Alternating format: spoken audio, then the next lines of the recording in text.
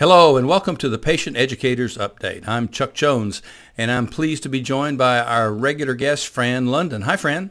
Hi, Chuck.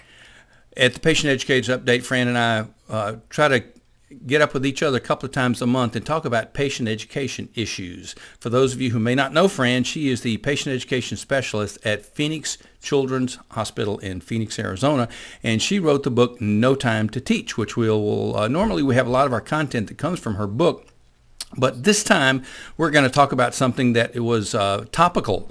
There was an article that Fran and I both ran into in USA Today in February that talked about patient education and discharge. And I'm going to read a quote from that, Fran, and let you begin to comment.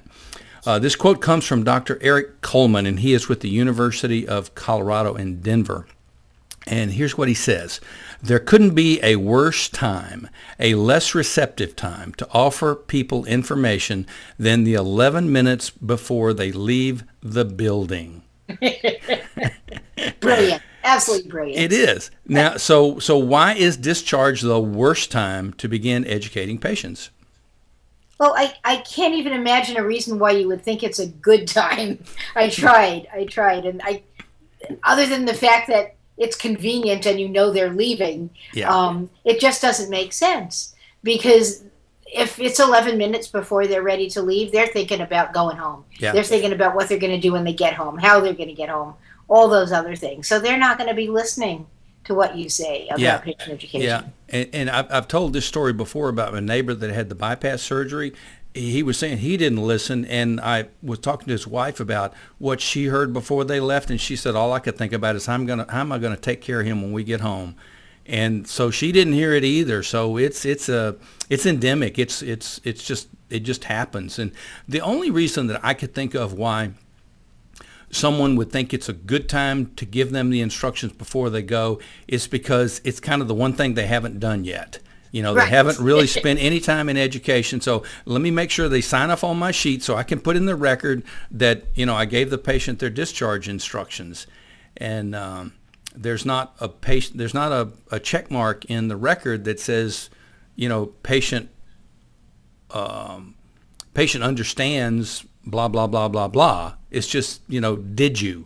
And the answer is yes. So let me ask you a follow-up question. If doing education at discharge is not the right time to do it, when should patient education begin? Well, I also hear that there's no time to teach, which is why I named the book true. that. If you don't have big blocks of time ever to do patient education, the logical way of thinking then is that you start discharge teaching upon admission from the very beginning, because you know pretty much what their symptoms are and you have a sense of where they might be going with this illness.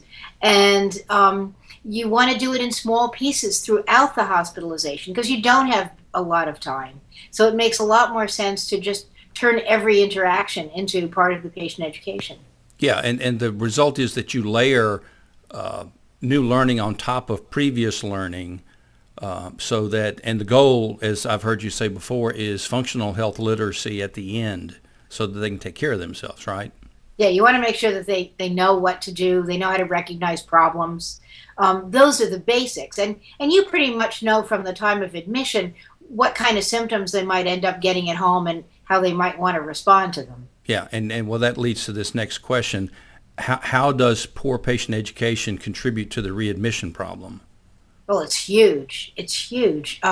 If they don't understand what to do, if they don't understand what a problem might be, they might not recognize it and respond appropriately. If they don't take their medicine, they're likely to get sick again and come back.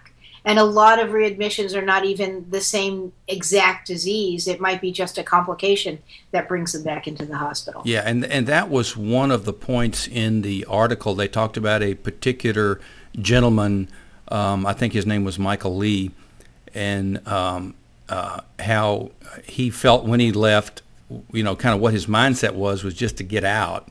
And after a short period, he just quit taking his blood pressure medicine, and suddenly it started creeping back up again. And I don't think he's a rare case. I think he's more the norm. Yeah, definitely. And part of that is lack of the education. Yeah. And so we talked about the goal being functional health literacy, and in some cases, it's also habit change. Because as you said, some illnesses require a total new behavioral change for the patient to care for themselves, and you're not going to do behavioral change in 11 minutes. Right. You might not even get to address it. Yeah. It takes a while because you have to have the information sink in where you recognize how important it is, and then you have to get the motivation going in order to make a new habit, change behaviors. Yeah, and I think the motivation is also ties in with a thing we did on multiple episodes, which was trying to help the patient have the confidence to be able to care for themselves, because that's another problem. You can teach them that, but if they don't have the confidence, then they can real easily fall off the wagon, so to speak. Yeah, you can't ignore the emotional impact of a new diagnosis, and how it kind of freezes you up, and you start thinking, oh, I can't do anything now, and I can't do that. And Yeah, and many times that's just not the case, and the more they know, the better off they're going to be in terms of being able to understand what they can do and how they can do it, and when, and more importantly, when to call somebody when there might be a problem. Right. For reassurance, if nothing else. Yeah. Okay. Now let's go back into the specifics of patient education. The next question I would have for you is, what components and tools should patient educators use to educate their patients?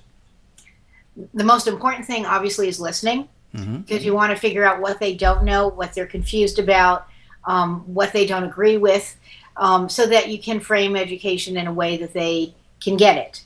And then you have to pay attention to how they learn. Some people are much more visual, and a video might help reach them better than a piece of paper with a handout. Handouts are good for reassurance, for reference at home, so that if they forget something or they're not sure, they could go look something up. But in the process of learning, you have to figure out how they learn best. A lot of people just learn by doing. So you have to help them do the self-care skills in the hospital, so that by the time they go home, they're confident. Yeah, and I think the listening and also one of your other, common refrains is assessing. If you don't know where the patient is before you start educating, you're going to waste a lot of time. But you need to be able to understand what they know and what they don't know, so that you're addressing the issues that can help them improve before they're out of the hospital. Exactly. Yeah, and as part of that assessment, you'll know from experience what tools will work depending on where their weak areas are. And then in addition, if you have language issues or learning issues or things of that nature, you've got to come up with tools that can supplement and help the patient. And I think one of your favorite questions is by asking someone, well, how do you do so-and-so? How do you do something similar to this? How do you explain it, or how do you normally manage that? Because they may have ideas that the educator hasn't thought of. Exactly. And they might be something that the educator can easily do. Yeah. Okay. Let's talk about, we talked just a little bit about tools, and the answer is pretty much everything you can get your hands on. But techniques, there have got to be some pet techniques that you think are important when it comes to ensuring that the patient is learning and retaining. Well, the thing that's biggest in the literature right now, and I keep talking about, is teach back. And everybody kind of knows what it is, but I don't think we use it enough, and we don't use it all the time. And it's basically asking the patient, tell me what you know about this, or what would you do if this happened? Because then you get to not only assess where they are, but you can also then fill in the gaps and correct misperceptions very quickly. So it is a great time saver. Yeah, and I was actually pleased to see the term used in the article. I don't see it used very often, and so it was kind of great when I saw that, is because clearly the information is getting out there, but now people are starting to use the terminology more, and that can only help. Yeah. Okay. Well, I think that's a pretty good summary of kind of what's going on. Do you have any final thoughts before we close out the show? Just that you should include patient education, either assessment or teaching or sharing, every time you talk with a patient, because then you'll find that by the time it's ready to go home, the patient's ready to go home. Everything just needs a review, that they already have heard it all and that it's comfortable. And then it's much better to prepare the patient for home care. Yeah, and that makes sense. And then there's no pressure at discharge. Right. Because they're ready to go. Yeah. And we talked a little bit before we started recording that we may be able to create a whole separate topic or two or show or two on discussing how hospitals can begin to do some culture change to make it a habit to begin patient education at the beginning, because I know a lot of hospitals, just from personal experience, that do it at the end, because it's happened to us and our family. So we'll talk a little bit about culture change and what patient educators and nursing directors can do to begin to kind of, steer the ship in a different direction, so to speak. Yeah, that's a great topic. Okay, cool. Okay, well, why don't you tell folks where they can find you online to get more information from you? Okay, well, I've got a blog at notimetoteach.com, and I'm on Twitter every day at notimetoteach. Okay, yeah, and you also periodically are on Pinterest and Google Plus and Facebook, because I see you there. I am.